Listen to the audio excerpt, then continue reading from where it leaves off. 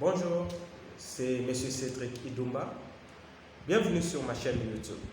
Pendant un certain temps, nous sommes en train de partager des vidéos qui parlent de la crypto-monnaie.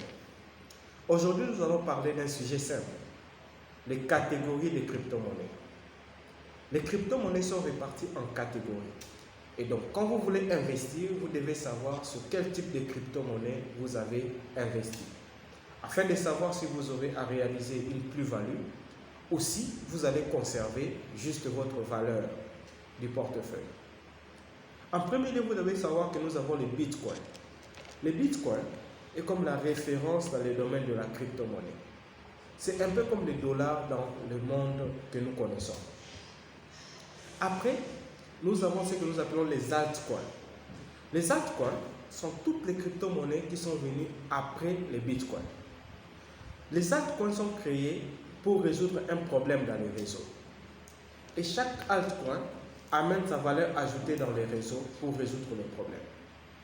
C'est comme ça que vous allez voir certains altcoins qui se concentrent sur la sécurité des réseaux, d'autres sur l'anonymat et certains même sur la réduction des frais de transaction. Dans les altcoins, vous entendrez parler de coins et de jetons ou tokens. Les coins sont toutes les crypto-monnaies qui ont leur propre blockchain. Du fait qu'elles ont leur propre blockchain, cela signifie que d'autres crypto-monnaies peuvent se développer dans leur système. Et que pour acheter ces crypto-monnaies-là, vous aurez besoin de ces coins-là pour faire les transactions, payer les frais de transaction. C'est ça un coin.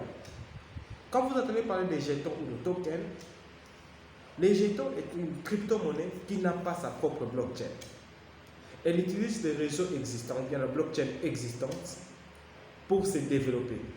Et un jeton peut se déployer sur plusieurs réseaux ou plusieurs blockchains.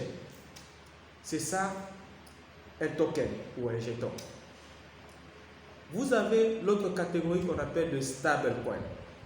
Le stablecoin, parce qu'on a souvent reproché aux crypto-monnaies leur caractère très volatile, c'est comme ça qu'il y a eu l'apparition des stablecoins. Les stablecoins sont des crypto-monnaies dont la valeur est adossée à un actif stable. Ça peut être adossé au dollar, à l'euro, tout actif qui est stable, qui n'est pas sujet à beaucoup de fluctuations. Et le stablecoin ne permettent pas aux gens d'augmenter la valeur de leur portefeuille. Quand vous investissez dans un stablecoin, cela signifie que vous décidez de maintenir constant la valeur de votre portefeuille. Parce qu'une unité de cette crypto-là équivaut par exemple à $1 si le stablecoin est lié au dollar. Enfin, vous avez les NFT, les non-fungible tokens. C'est quoi les non-fungible tokens? Les non-fungible tokens sont des crypto-monnaies qui ont un identifiant unique dans la blockchain. En fait, ce sont des crypto-monnaies qui permettent de prendre des valeurs réelles, des actifs réels et de les intégrer dans la blockchain, c'est-à-dire de les transformer en actifs numériques. Les actifs réels, c'est par exemple des photos, des immobiliers,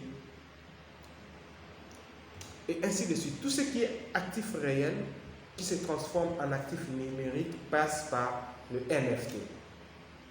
Je pense que j'ai répondu à certaines de vos questions. À ce qui concerne la catégorisation des crypto-monnaies. Si vous avez aimé la page, vous avez aimé la vidéo, likez notre page. N'oubliez pas aussi de partager et d'inviter d'autres. Merci.